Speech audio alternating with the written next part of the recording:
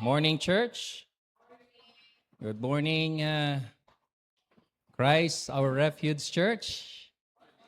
All right. So grace and peace to you from our God, our Father, and the Lord Jesus Christ.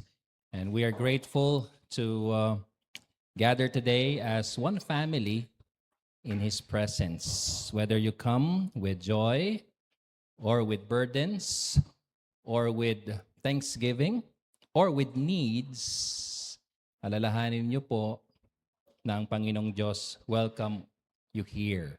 All right? So let us all stand and let's greet one another. Matiin muna natin ang bawat isa ng welcome, Christ our Refuge Church. Ayan, Christ our Refuge Church. Welcome, everyone. Good morning. Hello. Good morning. Welcome. Okay, please remain standing as we continue our worship today by reading our call to worship passage found in Psalm 100. His steadfast love endures forever. Psalm 100, let's read this all together. Ready? Begin. His steadfast love endures forever. A psalm for giving thanks. Make a joyful noise to the Lord, all the earth. Serve the Lord with gladness. Come into His presence with singing. Know that the Lord, He is God. It is He who made us, and we are His. We are His people and the sheep of His pasture. Enter His gates with thanksgiving and His courts with praise. Give thanks to Him, bless His name, for the Lord is good. His steadfast love endures forever, and His faithfulness to all generations. Let's pray. Heavenly Father, we come before you today with humble and grateful hearts. Salamat po, Panginoon, sa regalo ng buhay, for your protection throughout the week, and for bringing us together as your people. Maraming salamat po, Panginoon, for your faithfulness that never fails and your mercies that are new every morning. At sa amin pong paninimula sa oras ng pananambahang ito, quiet our hearts and fix our eyes on you. Remove every distractions and anything that keeps us from hearing your voice. Help us to worship you in spirit and in truth. Nawa po, Panginoon, lahat po ng gagawin po namin today will give honor and glorify you, O God. Lord, we confess that we have sinned against you in thought, words, and in deed. Patawarin niyo po, Panginoon, kami. Cleanse us. Thank you for the grace we have through Jesus Christ, who restores us and calls us your children. Panginoon, we lift up our church family to you. Alam niyo po, Panginoon, ang pangangailangan ng bawat isa represented here today. Comfort those who are grieving. Heal those who are sick. Strengthen those who are weary. And encourage those who feel discouraged. Provide for those facing difficulties. And guide those who's making important decisions. Dinadalangin po namin din, Panginoon, our pastors, leaders, and all who serves. Grant them with wisdom, humility, and courage. Unite us in love. Tulungan niyo po, Panginoon, kami walk together in peace and faithfulness. We also pray for our families, our community, and our nations. Use us to be salt and light, reflecting Christ wherever you place us. At sa aming pong pagpapatuloy this service, Lord, speak to us through the songs, the prayers, and the preaching of your words. Change us and draw us closer to you. We surrender this time to you. In Jesus' name we pray. Amen and amen. All right, let us continue to worship the Lord through our songs and praise.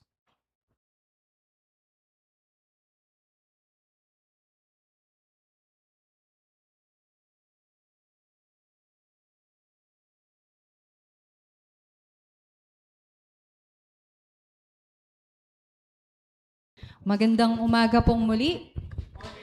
Ayun. Isa pa. Magandang umaga pong muli. Good morning.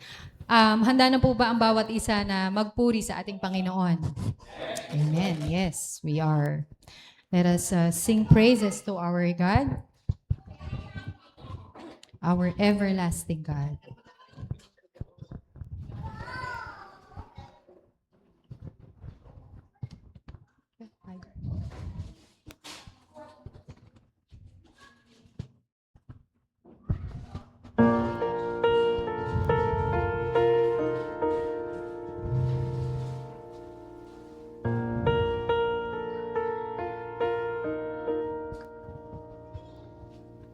Oh God, before the mountains were brought forth, or days of spring and summer filled the earth, from everlasting you are God. We dwell beneath the stars in ancient skies.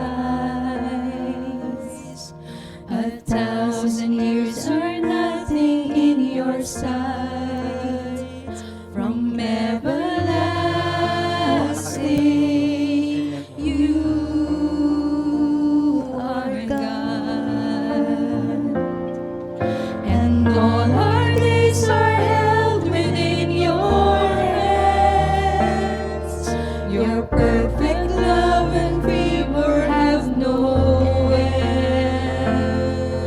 We rest within the wisdom of your plan, everlasting God.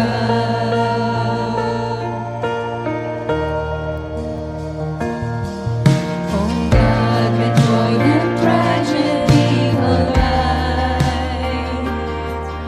and loss reminds us life is but a sigh, from everlasting, you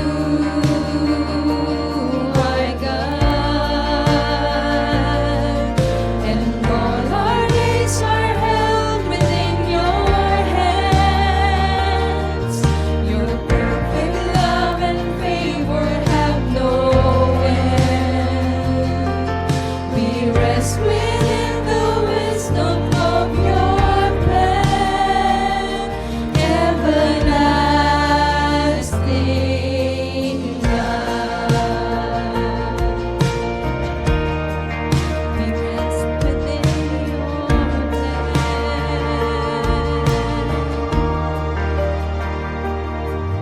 Oh God of light, our ways are known to you. But by your grace, you're making all things new. So satisfy us in our numbered days. Establish every effort while we wait. From everlasting, you are God. And all our days are held within your hands. Your perfect love and favor have no end. We rest within the wisdom of your plan, everlasting. And all our days are held within your hands. Your perfect love and favor have no end. We rest within the wisdom of your plan, everlasting God.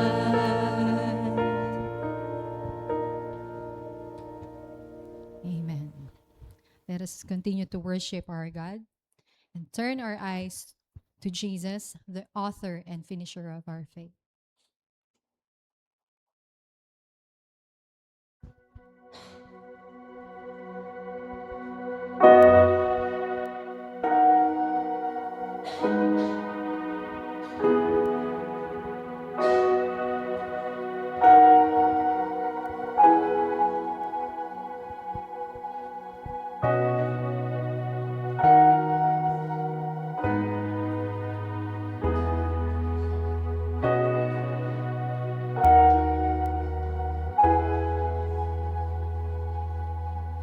Turn your eyes upon Jesus.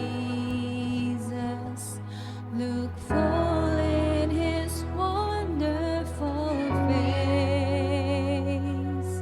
and the things of earth will grow strangely dim in the light of his glory and grace.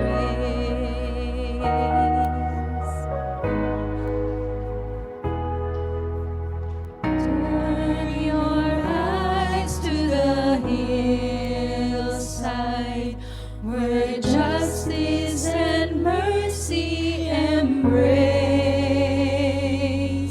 There the Son of God gave his life for us, and our measureless debt was erased.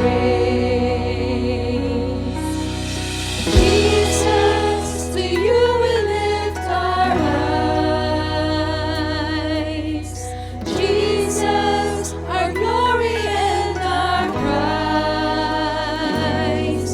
We adore you, behold you, our Savior ever true. Oh Jesus, we turn our eyes to you.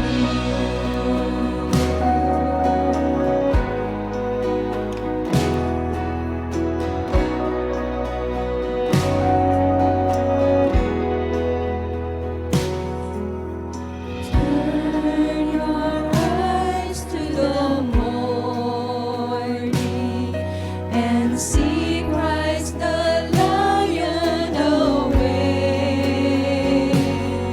What a glorious dawn, fear of death is gone, for we carry his life in our veins. Jesus, to you we lift our eyes. Jesus, our glory and our prize. We adore you, behold you, our Savior ever true. Oh Jesus, we turn our eyes to you.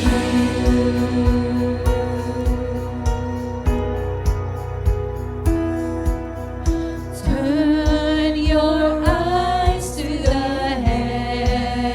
heavens. Our King will return for his own. Every knee will bow, every tongue will shout, oh glory to Jesus alone. Jesus, to you we lift our eyes. Jesus, our glory and our prize.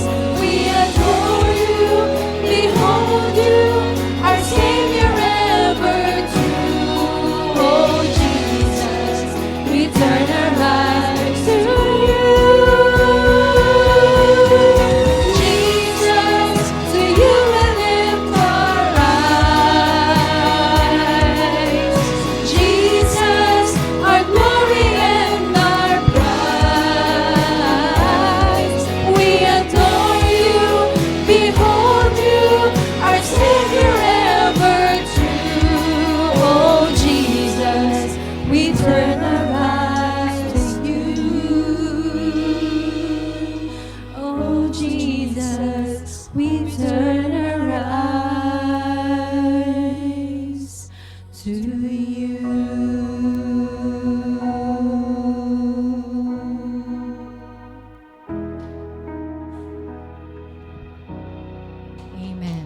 Palakpakan po natin ating Panginoon.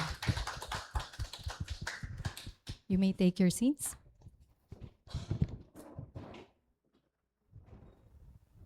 Ano ba susunod? Brotherly greetings. Good morning po. Hello po. Good morning po sa inyo lahat. And it's great to see you all. Siguro as mag-start tayo sa meron po bang first timers? No? Si Ate Ana is with us today. Okay. So, welcome po. Siguro tayong lahat ay tumayo ulit. And let's welcome each other, no? So, welcome po.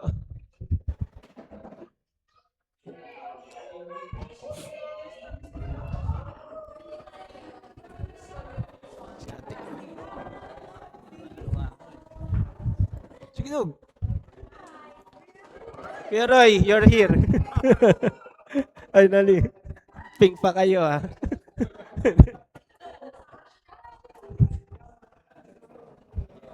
Lolis. So, okay po.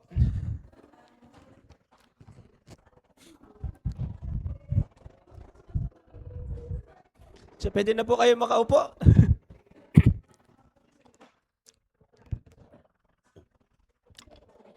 Marami pong salamat for praying with us dun sa aking one-day vacation sa Clinica Antipolo.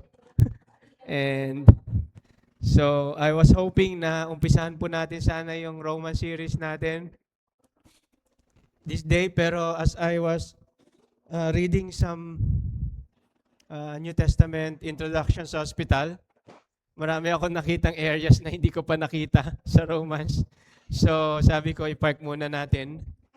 And today, we will study a familiar character sa Scripture. I believe most of you, kilala siya, si Diotrephes.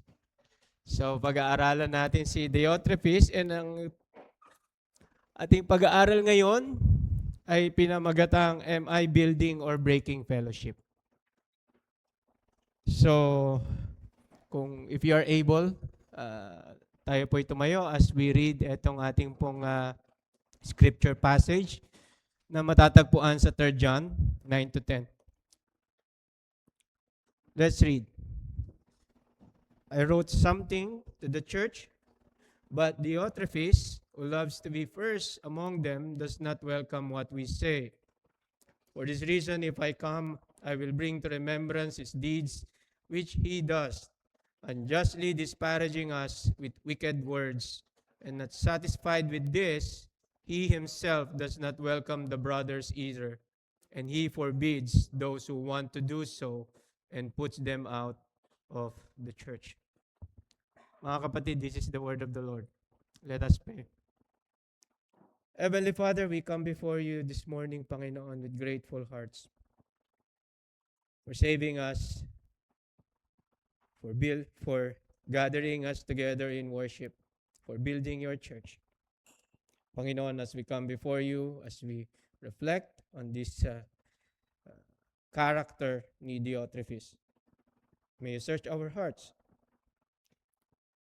May you help us, enable us, illuminate us to your words with your spirit, Panginoon. That indeed, Lord, fellowship is an important aspect of our community. And help us, Lord, understand kung anong pan po, Panginoon, yung pong layunin sa iyong iglesia.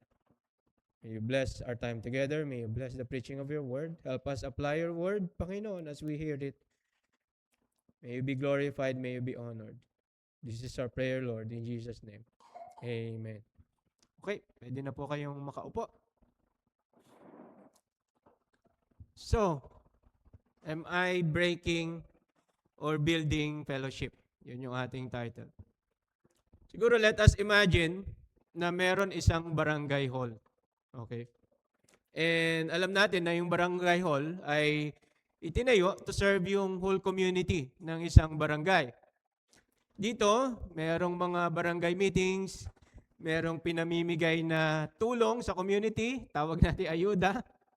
And meron ding mga minsan gathering doon and welcome yung lahat ng bisita.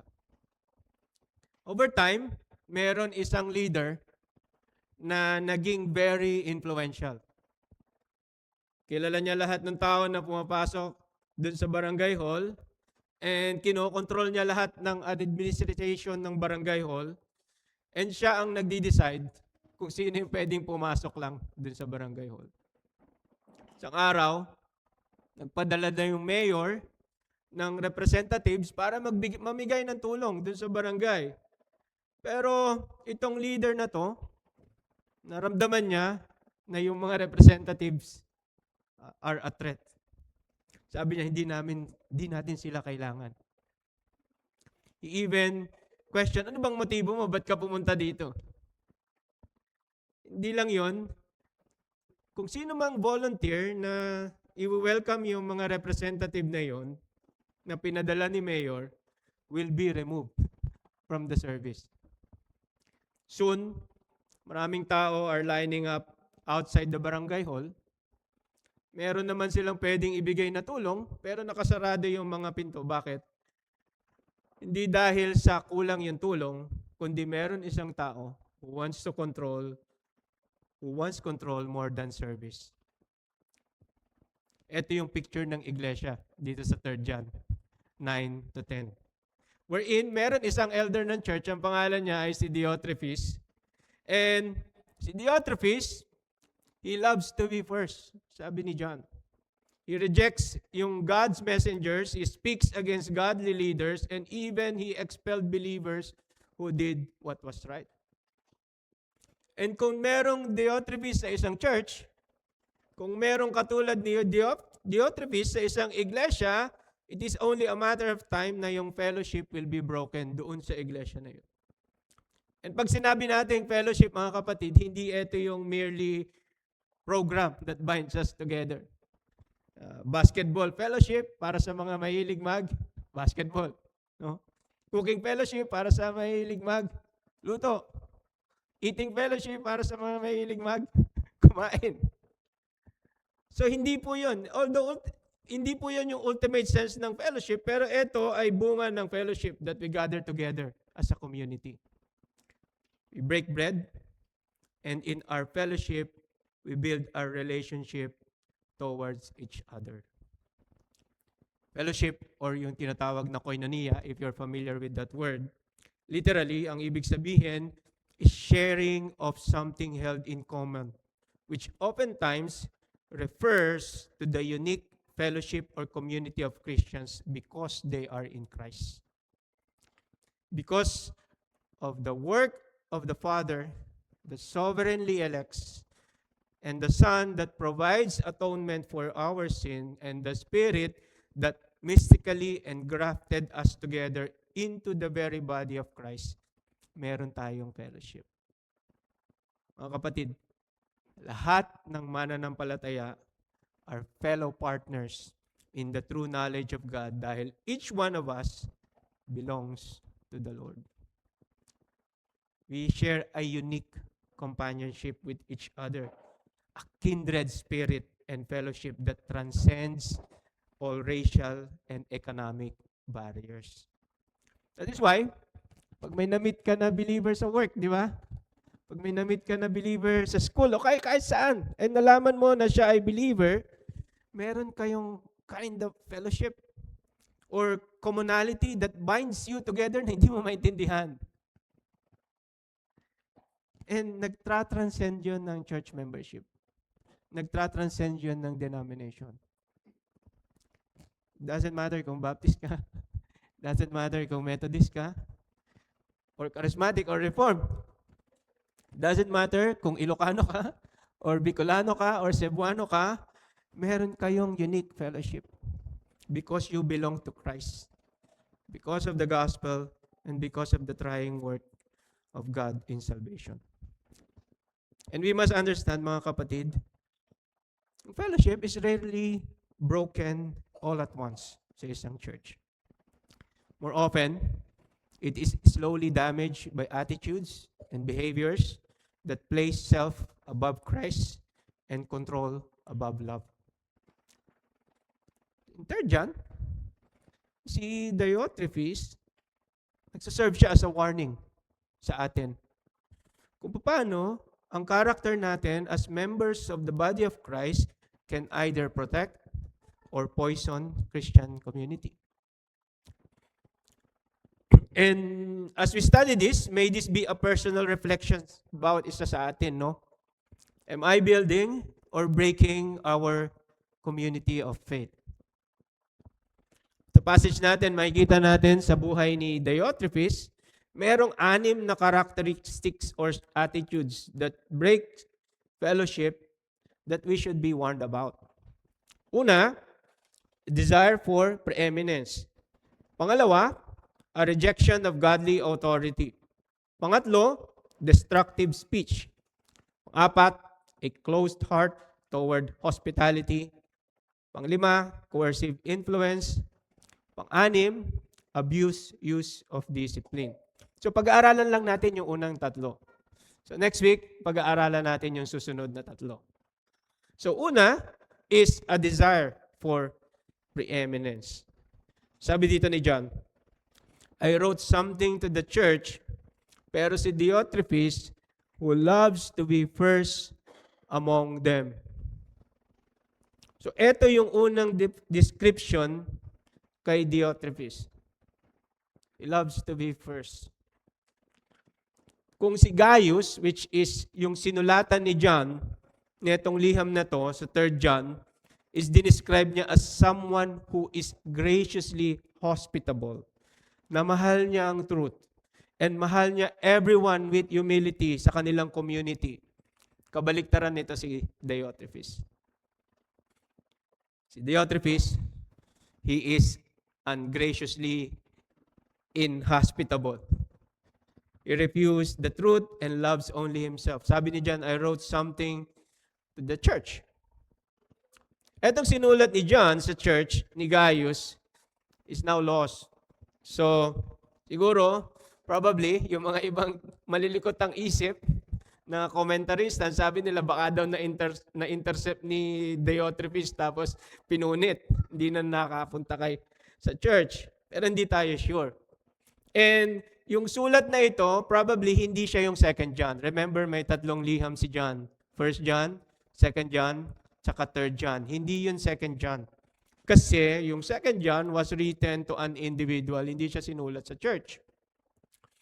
And may possibility na si Gaius at saka si Diotrephes, probably magkasama sila sa isang church.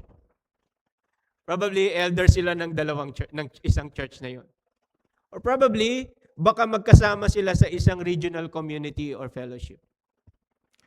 Kung titignan natin, merong 3 pangalan na nabanggit dito sa napakaiksing letter ni John. Si Gaius, si Diotrephes, at saka si Demetrius. And kinoment ni John, si Gaius, at saka si Demetrius for their Christ-like character. Pero si Diotrephes, ito ang binigay ni John na unang description sa kanya. He loves to be first among them. Biruin mo, no? Nag-survive etong letter na to 2,000 years. And ang unang description na sinabi ni John, he loves to be first.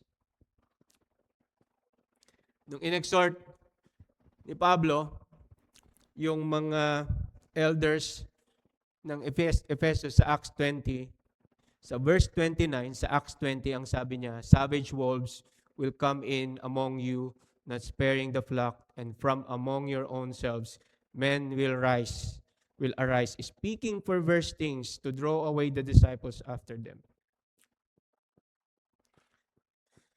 While yung church leaders, mga kapatid, meron silang great influence to build fellowship.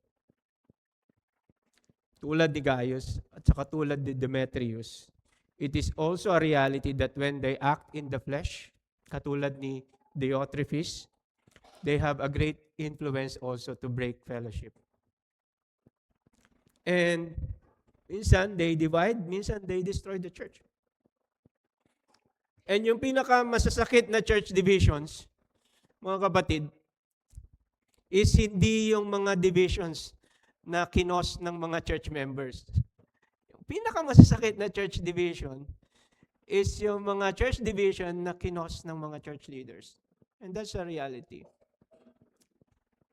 Kaya warning ni Pablo sa mga Ephesian elders to watch out. Because savage wolves will come in from among your ranks. And they will not spare the flock. And they will draw disciples after them. So be watchful. And pag sinabi kong be watchful, hindi lang yun binigay sa mga leaders, binigay din yun sa congregation. They are to keep watch. And ngayon, si John, nagsusulat siya. Remember, Ephesians 20, sinulat yun ni Pablo. Yung Acts 20, nung kinausap niya yung mga Ephesian elders, eto si John, nagsusulat siya towards the end ng first century. Siya na lang ang surviving apostle. Wala nang iba. Patay na silang lahat. 70 years after nung in-establish ng Panginoon yung church sa Acts chapter 2. Around 40 years nung sinabi ni Pablo sa mga Ephesian elders to watch out for those wolves who will come from among you. Dito, sa 70 years after noon, in-establish ng Panginoon yung church sa Acts 2, nire-rebuke niya naman si Diotrephes. And ang sabi niya, he is someone who loves to be first. Ibig sabihin, ang gusto niya preeminence. Siya yung type ng isang leader na mas gusto niya yung position kaysa mag-serve. Siya yung isang type ng leader na selfish, na self-centered, at saka self-seeking. And alam, sa heart ni Diotrephes, yung church is umiikot sa sarili niya. Yung pangalan niya, ang ibig sabihin, foster child of Zeus. So, which means na siya ay isang Greek. So, galing siya sa isang pagan na religion, yung mga iba nagsasuggest na yung pangalan ni Diotrephes ginagamit lang ng mga nobles. So probably yung culture niya ng preeminence, yung culture niya na gusto niya palaging siya yung una, gusto niya yung mundo, yung church umiikot lang sa sarili niya, probably na-cultivate yun doon sa ganong environment kung saan si Diotrephes ay lumaki. And now, si Diotrephes, isa na siyang influential leader sa church. Kung titignan natin, si John, ang ginamit dyan na description sa original language is yung action ni Diotrephes is an ongoing pattern. So, ibig sabihin, hindi lang to one time na nakita kay Diotrephes. Every time na may nagpapadala doon na minister sa church nila, ang laging nasa heart ni Diotrephes, hindi.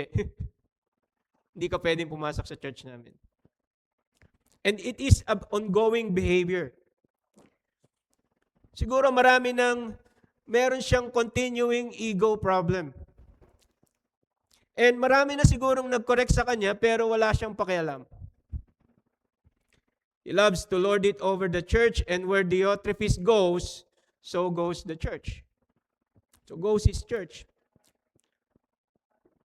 And kung titignan natin, yung idea nung who loves to be first, na ginamit sa 3 John, dito lang yun ginamit sa 3 John, pero sa mga early Greek writings, ginagamit siya to describe someone who loves to lead by controlling others.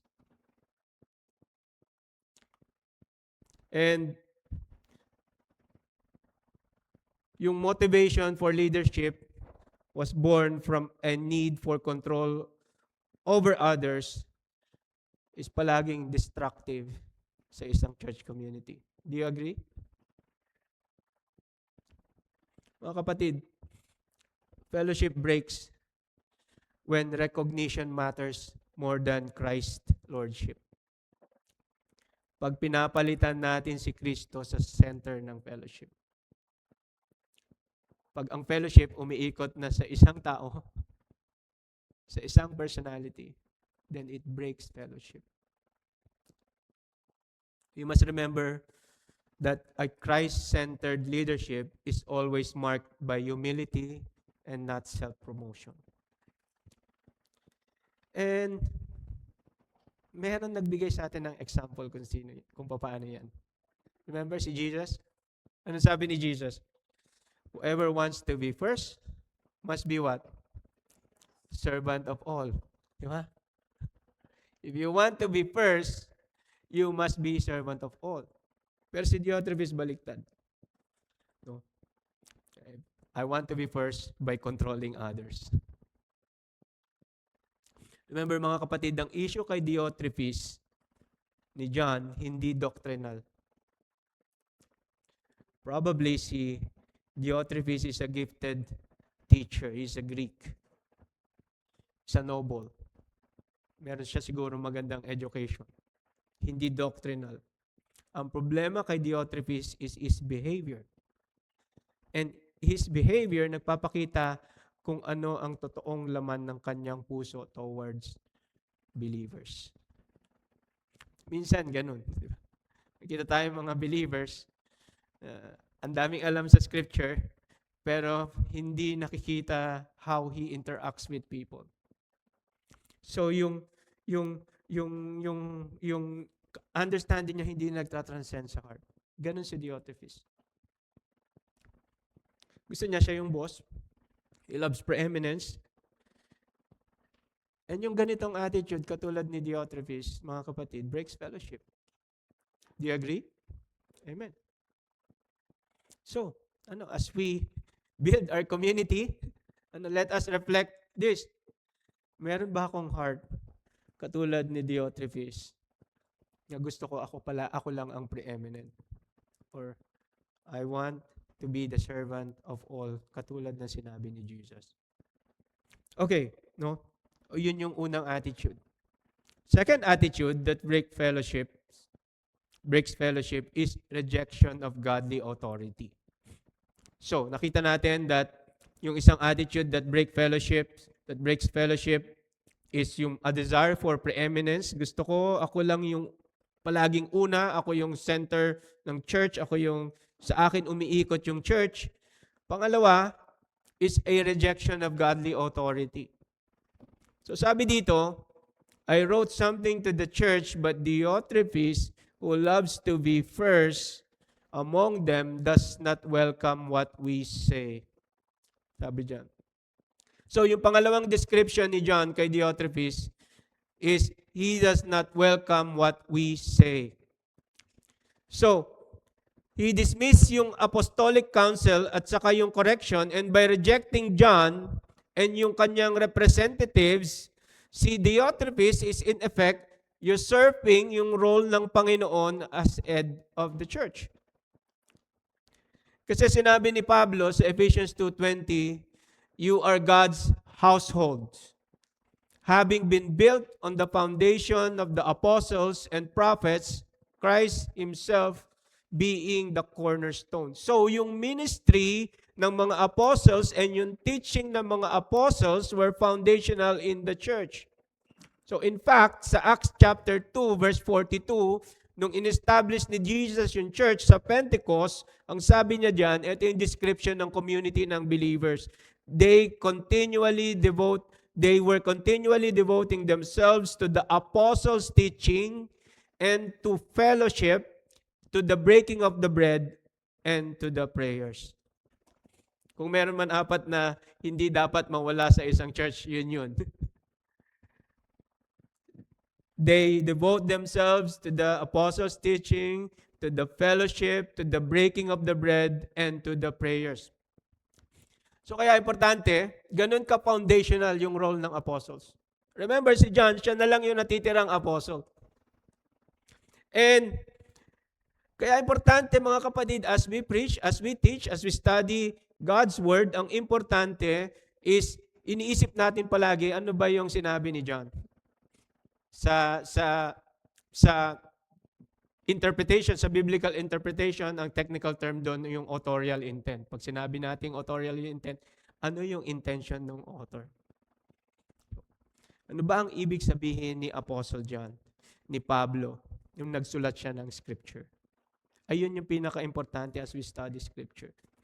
And meron akong illustration dyan na personal experience ko. No? Kasi, pag nung nag-work pa po ako sa church, so inaatid ko po si Juvie in the morning, di pa po ako naliligo ako kay Pastor Jan. And pag-atid ko sa kanya, so naliligo ako kay Pastor Jan, tapos nagpa-park ako ng sasakyan ko dun sa parking lot. And nilalagay ko yung tuwalya ko doon sa dashboard. Sa dashboard para matuyo. And may isang akong ka-Bible study sa BIC, nakita yon. Sabi niya sa akin, "Oy, Elder, bumili ka nga ng sunshade." Kasi wala ka kasing ginagamit mong pampatuyo yung sunshade, yung tuwalya mo. Sabi ko, so yun yung interpretation niya nung nakita niya yung sasakyan ko na nandun sa dashboard yung tuwalya. Sabi ko, hindi, kaya nasa dashboard yan. Kasi pinapatuyo ko. Kasi pag umaga, wala na akong time. Kaya naliligo ako kay Pastor Jan, pinapatuyo ko dyan. Hindi, meron akong sunshade nandun sa likod ng sasakyan ko. So nakita nakita niya yung picture, yung isa, ito yung interpretation, pero interpretation niya mali. Sino yung tamang interpretation sa akin? Kasi ako yung author nung nangyari. Yun din ang importante as we study Scripture. And foundational, yung mga work ng mga apostles, kasi sabi doon, sila yung naglay ng foundation. Kaya importante maintindihan natin, ano ba yung sinasabi ni Apostle John? Hindi importante kung ano yung sinasabi ng favorite pastor or teacher natin. Amen? Minsan ganon. Ito yung sinabi ng favorite teacher ko, favorite pastor ko, ito na yon. Hindi ka na magsasaliksik ng scripture sa sarili mo. Remember, the Holy Spirit na meron ako, meron din kayo. Meron mga gifted na teachers na kaya niyang explain ang scripture para maintindihan natin as a community. Pero ang pangako ng Panginoon, ibibigay niya yung banal na Espiritu para ipaintindi sa atin yung salita ng Panginoon. So, pero si Diotrephes, siya yung type ng church leader na kahit naklaro na si Apostle John yung nag-instruct sa kanya to accept yung mga ministers ng gospel, nireject niya pa rin si Apostle John. Nireject niya yung mga ministers ng gospel. And dito, it is again an ongoing pattern of life kay Diotrephes. Ngayon, bakit siya ongoing pattern of life? Kasi pag-aaralan niyo yung original language, yung mga ginamit doon ni John na descriptions, na action words, sila ay nasa present, ongoing, present tense na tinatawag in a technical term. So this is an ongoing pattern of behavior sa life ni Diotrephes. And yung kanyang refusal to accept yung instruction and yung mga envoys ni Apostle John is hindi lamang personal assault kay John, it is also a rejection of the teachings of Christ. Remember, yung mga apostles, ang role nila is foundational. John, siya yung last remaining apostle at this point nung sinulat niya yung 3 John, alam niya that Jesus was sent to earth as an envoy of God. And si Jesus, who was sent as an envoy of God, dineputize niya yung mga apostles, the sent ones, to be His official envoys. In fact, yung early use ng salitang apostolos is ginagamit siya widely to refer someone who was sent as an envoy. So Jesus was sent as an envoy of God, and then Jesus sent His apostles to be His official envoys, and kitang-kitang itong idea na ito, yung theme na ito sa Gospel ni John, which is something na sinulat ni John only a few years back, bago niya sinulat tong 3 John. Tingnan natin, no? Sa conversation ni Jesus kay Nicodemus, sinabi niya, "For God did not send His Son into the world to condemn the world, but to save the world through Him. For the one whom God has sent speaks the words of God." And yung kinuusap ni Jesus, yung mga Jews, sinabi niya sa John 5:23, Whoever does not honor the Son does not honor the Father who sent him. Sa John 6:29, the work of God is this, to believe in the one He has sent. Yung final days ni Jesus, sa John ulit, kausap niya yung mga disciples, etong sabi niya sa John 12:44, whoever believes in me does not believe in me only, but in the one who sent me. The one who looks at me is seeing the one who sent me. John 13:20, very truly I tell you, whoever accepts anyone I send accepts me, and whoever accepts me accepts the one who sent me. John 14:24, anyone who does not love me will not obey my teaching. These words you hear are not my own, they belong to the Father who sent me. In fact, sa John chapter 3, kung saan binanggit ni Jesus yung whoever accepts anyone I send accepts me, is nasa same chapter kung saan sinabi din ni Jesus sa mga disciples, love one another even as I have loved you, that you also love one another. By this all will know that you are my disciples if you have love for one another. In effect, welcoming a fellow believer in your home shows love that serves as a faithful witness to the watching world. Noong unang centuries ng church, mahirap maging isang traveling ministers. Kasi mahirap maging evangelist, mahirap maging itinerant pastor. Kasi hindi lang mahirap yung lakaran. Walang MRT, walang jeep, walang eroplano, walang 5-star hotels. And most inns na nakikita mo sa mga cities, they are of poor quality and ginagamit siya as brothels. So mga bahay aliwan. So most of the times, pugad sila ng mga robbers saka mga thieves. So pag papasok ka doon at magche-check-in ka, malaki yung possibility na baka manakawan ka sa gabi. So yung mga Jewish travelers, mas prefer nila na mag-stay sa mga fellow Jews nila, mga kamag-anak nila, mga kakilala nila, kaibigan nila. And yung custom that time, meron silang daladalang letters of recommendation to inform yung prospective host of their trustworthiness. Kasi pinadala ako ni John. Ito yung sulat niya. Itong ganitong culture was also adopted by Christians. And here comes yung mga traveling ministers na sinend ni John. Meron silang letter of recommendation, pero si Diotrephes, hindi lamang siya inhospitable sa kanila. Ni-reject niya yung letter of recommendation na dala-dala nila, ni-reject niya yung mga envoy ni John, at ni-reject niya lahat ng sinasabi nila. While etong topic ng 3rd John is about hospitalities, in their cultural context, refusing hospitality to John's envoy meant rejecting the authority of the apostle himself. Remember, pinadalan ka ng letter ng presidente natin from Malacanang. Meron siyang envoys. Sabi, patulugin mo sila sa bahay mo. Kailangan nila ng tulong. Hindi ko pinaniniwalaan yung sinasabi mo. So, hindi mo lang nireject yung envoy, nireject mo yung nagpadala ng sulat.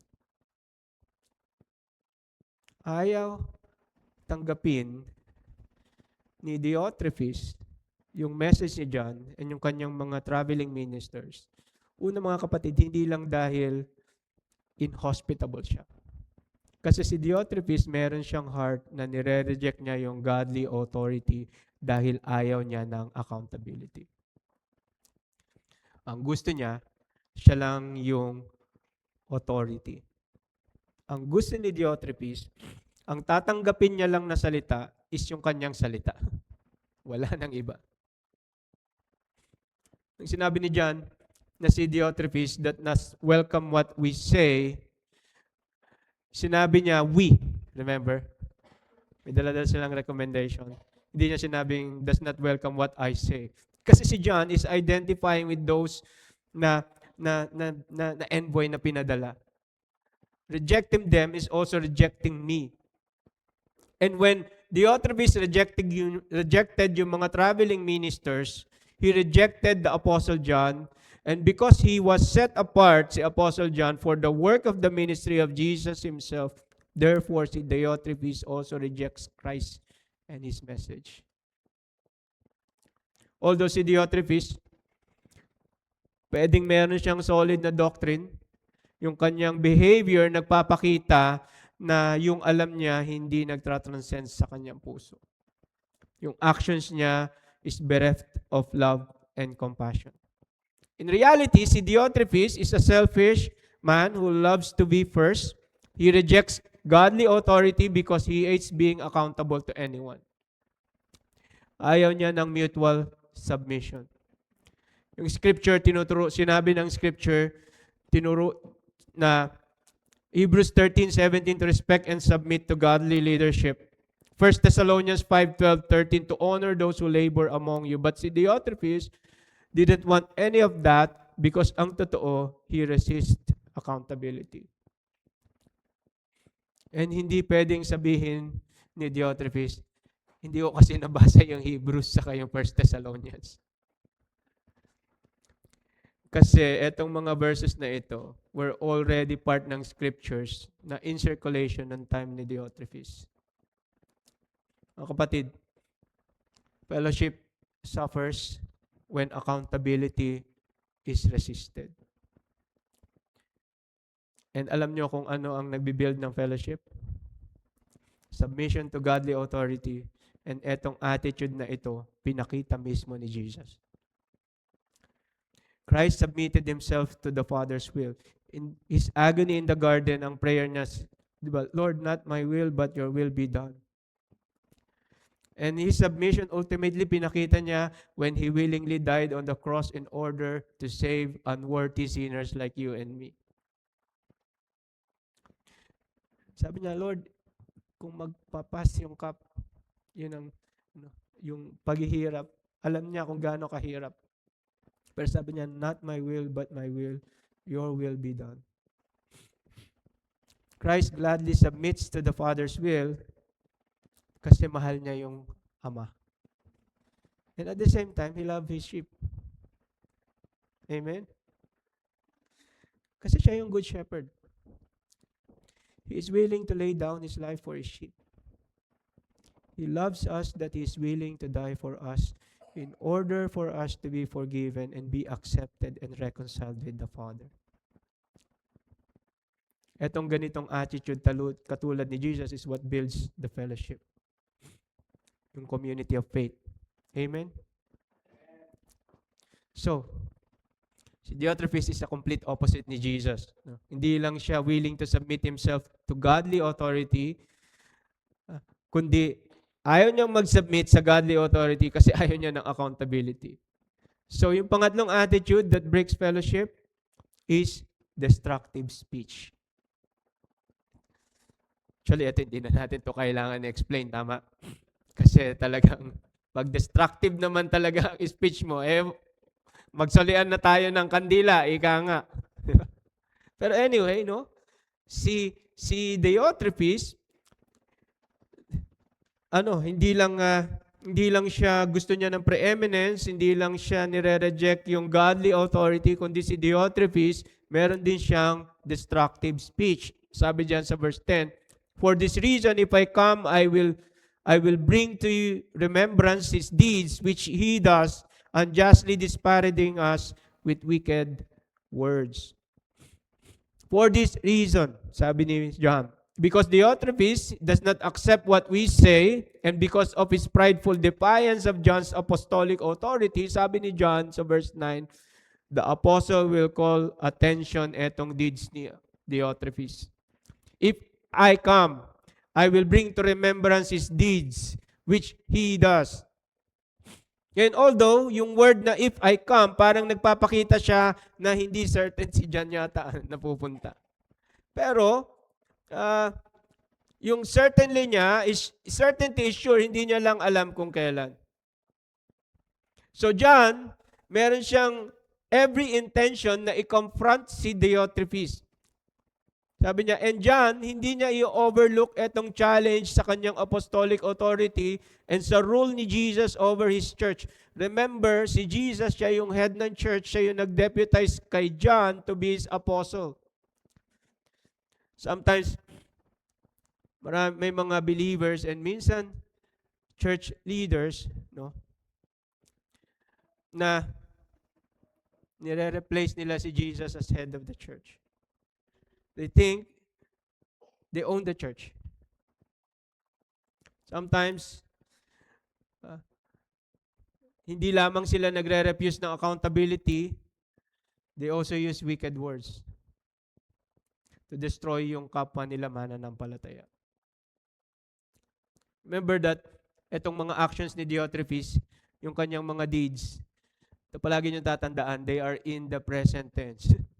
So, ibig sabihin, this is an ongoing pattern of life. This is an ongoing pattern of behavior sa kanya. Palagi niyang gusto siya yung nauuna. Palagi siyang nagre-reject ng godly authority. Palagi siyang gumagamit ng destructive speech. So, this is a pattern ongoing behavior kay Diotrephes. He used words to attack rather than to edify. And mga kapatid, destructive words destroy the fellowship. And alam ni John how destructive words destroy the body of Christ. So, hindi niya palalagpasin itong attitude na ito ni Diotrephes. He would expose Diotrephes before the congregation and make his conduct a matter of church discipline. And kung kinakailangan, he will use apostolic authority to deal with him.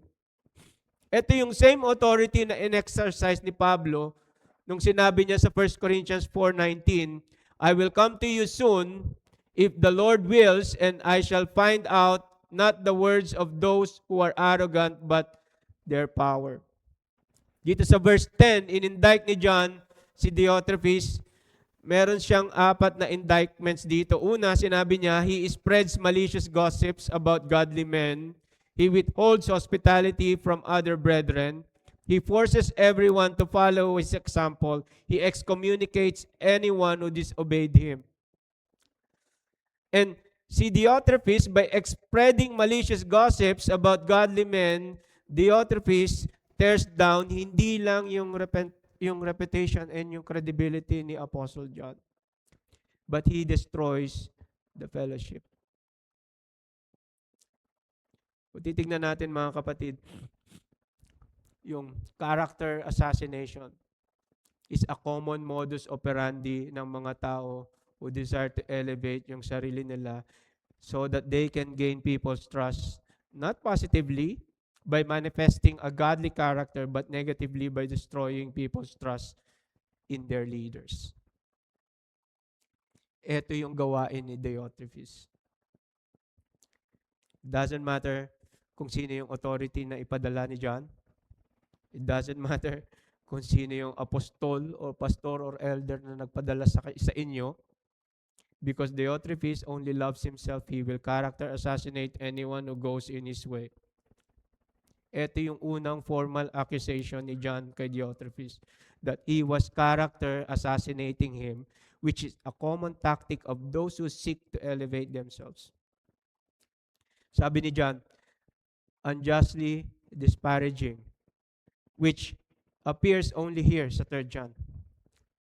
Ang ibig sabihin niyan is to talk nonsense, to gossip. It describes someone who is overflowing with speech.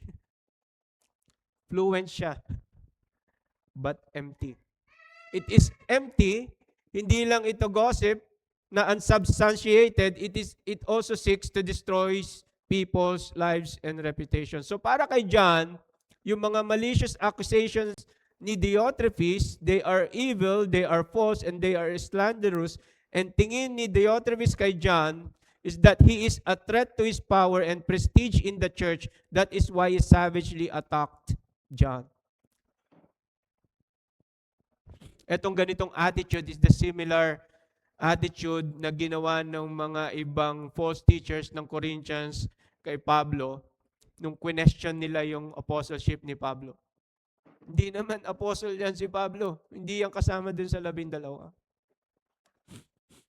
Ngayon, meron tayong dalawang application na pwede natin makita dito mga kapatid. Una, dapat nating maintindihan na yung gossip and slander quietly fracture trust in the body. And sometimes,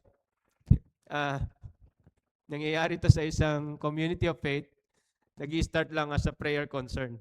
Di ba? Pag-pray mo nga ako, bakit? Kasi si kapatid, ganito, ganyan, ganun. Pero ang intention mo pala is to gossip. Minsan, quiet lang yun.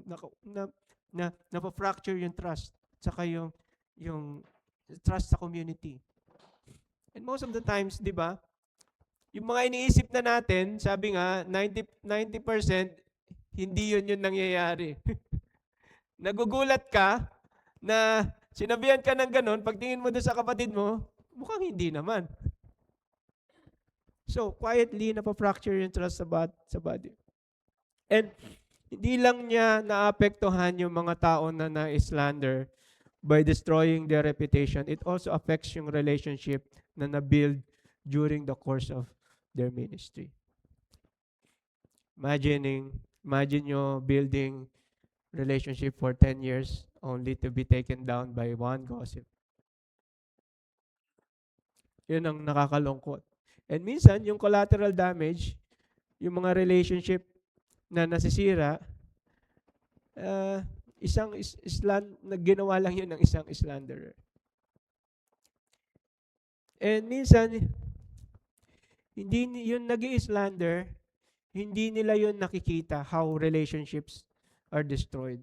Kasi fixated sila dun sa sarili rin nila. Sa Proverbs 16:28, pinakikita that a gossip separates close friends. Even close friends. Ganun ka-destructive yung tongue. And another application is that dapat natin maintindihan that what breaks fellowship is not just people spreading malicious gossips about godly men or about believers, but also godly men and women neglecting or failing to call attention malicious gossipers in the church. So nakita nyo yung dalawang application. Huwag tayo mag-gossip, pero kung may nag-gossip, correct natin yung nag-gossip.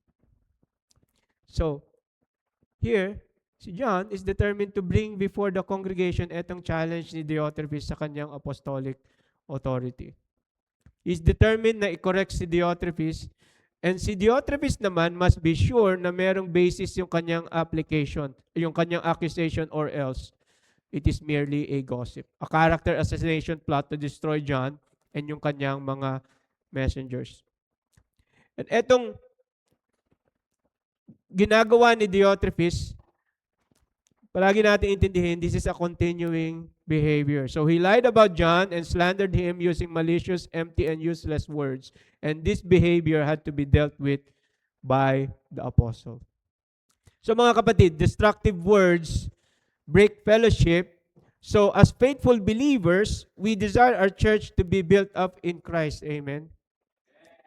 And in order to do that, we must always use words that should build up, not tear down. So we must pay attention to our tongue. Kasi sabi ni James, no, the tongue can set a great forest on fire. Of course, metaphorical yun. Hindi yung tongue can set a great forest on fire. No?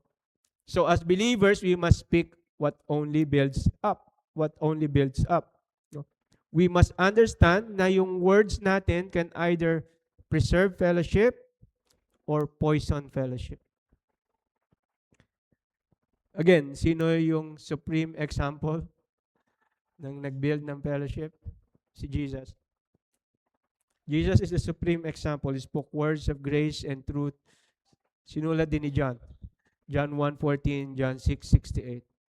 Pero si Diotrephes hindi lang ni-reject si John, hindi lang siya ayaw ng accountability, he also spread malicious gossips about John. Mga kapatid, dapat nating maintindihan that Diotrephes failed to recognize the authority of apostolic teaching and failed to exercise Christian love. And ginawa niya itong dalawang ito because of his need to be a controlling person. He wants to control the church. He wants to be preeminent in the church. That's why he rejects godly authority, even the apostle himself. And this napakalaking contrast ni Diotrephes sa example ni Jesus. Napakalaking contrast din ni Diotrephes kay Gaius. And Diotrephes' behavior calls into question yung kanyang understanding ng katotohanan. Ayun yung nakakalungkot. Di ba? Remember, pag meron tayong ginagawa, yung watching world nakapaligid. Ang masakit pakinggan yung sasabihin ng co-employer mo sa co-employee mo, Kristiyano ba yan? So, no? Ayun si Diotrephes. Okay, napag-aralan natin yung unang tatlo. Next week, tatapusin natin yung susunod na tatlo. Okay? So, ang idea dito, dapat si Diotrephes should remind us na hindi lang nakakapag-break ng fellowship, yung false doctrine, nakakapag-break din ng fellowship yung un-Christ-like character. It goes together. If you have a good doctrine, dapat meron din yon kaakibat na Christ-like character. Amen? Hindi siya separate, kundi dapat nagko-connect siya together. Okay? So let's pray. Heavenly Father, we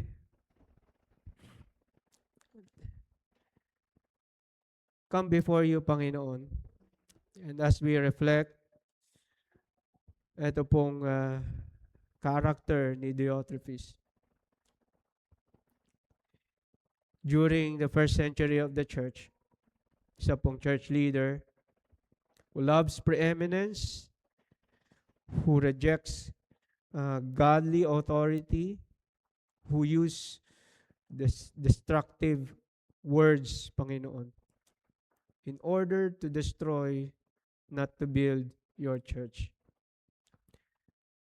Lord, forgive us in times po, Panginoon, na nagkaroon po kami ng heart na katulad ni Diotrephes. Our desire, Lord, is for our community of faith to be built on your word. And ito pong example ni Diotrephes, Panginoon, should be a warning for us that yung fellowship po, Panginoon, is rarely broken all at once, but subtly, Panginoon, unti-unti, it is destroyed by having these kinds of characters, of attitudes na katulad kay Diotrephes. Our prayer, Lord, is that you help us, Lord. Bigyan mo kami palagi ng heart that is humble, accepting our faults, looking unto Jesus, Panginoon, as our supreme example. Not kung kani-kanino, not sa mga leaders, not sa kapwa namin mananampalataya, but to you alone. And by your Spirit, Lord, we know that you will guide us, that you will help us, Panginoon. Pagkat sinabi mo sa iyong salita, that you have prepared for us good works na gagawin po namin. Help us, Lord, to display good works, hindi lamang po sa amin pong pamilya, sa aming iglesia, Panginoon, kundi kung saan nyo po kami dadalhin. And that is our prayer, Lord. With much thanksgiving, Lord, with praises. In Jesus' name. Amen. Amen. Amen. Amen.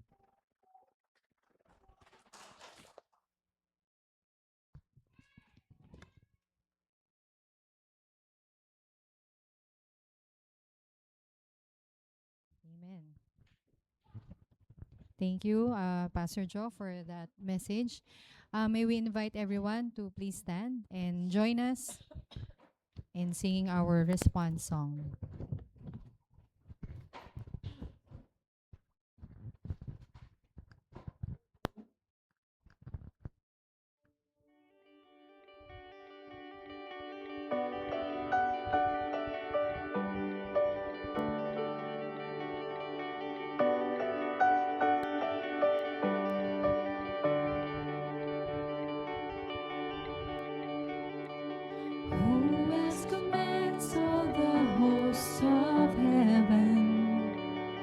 Who else could make every king bow down? Who else can whisper and darkness trembles? Only a holy God. What other beauty demands such praises? What other splendor outshines the sun?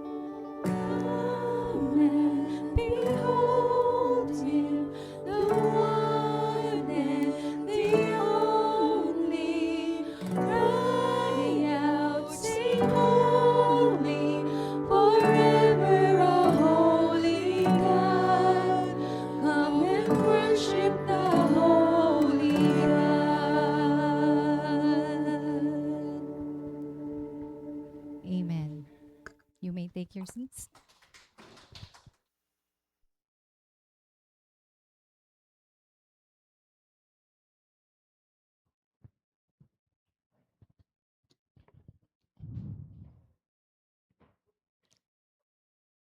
You know, hello. This is a warning to the church. And are your church leaders is like the Otepris? Are we like the Otrepis? Am I building or breaking the fellowship? This is a warning to the church. And hindi lang po leaders, hindi lang po leaders. But also the church. We should follow the supreme example. And that is the Lord Jesus Christ, who gave his life to the church generously. And the church should give back what belongs to him generously. It is a way of acknowledging all we have, all our resources, all of our strength, our blessings comes from him. We simply return to God what already belongs to him. The Bible says in 1 Chronicles chapter 29 verse 14, "But who am I and who are my people that we should be able to give as generously as this? Everything comes from you, and we have given you only what comes from your hand." With grateful hearts, mga kapatid, let us offer back to God yung nararapat po na sa Kanya. All right, so let's prepare our hearts and mind as we give back what belongs to him. Let us pray. Heavenly Father, all that we have comes from you. You are our provider. You are our sustainer. And you are our source of every blessing. Today, we give not out of obligation, but out of love and gratitude for who you are and all you have done. Receive these offerings, O Lord, as an act of worship. Bless both the gifts and the givers. Use them for your ministry, for the needs of others, and for the spread of the gospel in our community and beyond. Teach us, Lord, na magtiwala sa inyo more and more, to live generously just as you are generous to us. We offer everything back to you with thankful hearts. In Jesus' name, amen and amen.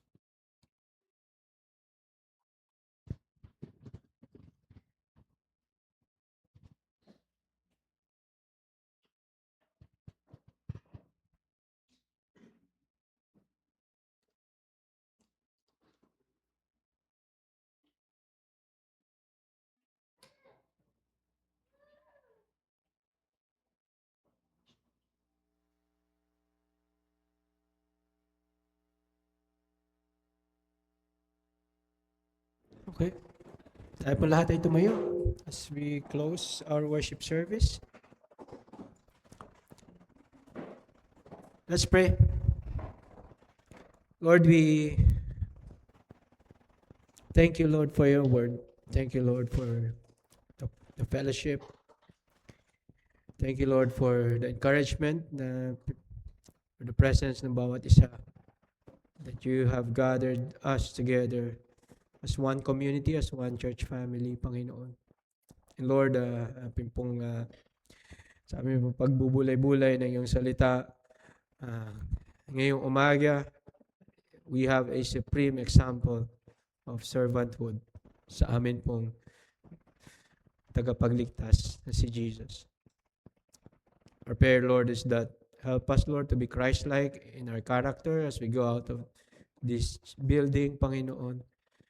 As we go through our weekly tasks in work, in school, in our businesses, Panginoon, at home. Help us, Lord, to be like your Son. Conform us to the image of your Son, Lord, as we live our sanctified lives day after day after day. And we praise you, dear Father, and we thank you, dear Father, Panginoon, for we know that you are with us, that you are guiding us, Panginoon. Thank you, Lord. And the Lord bless you and keep you. The Lord make his face shine on you and be gracious to you. The Lord lift up his countenance on you and give you peace. In the name of the Father, the Son, and the Holy Spirit. Amen. Amen. Amen. Maraming pong salamat mga kapatid. We have a lunch fellowship, so you're welcome to stay.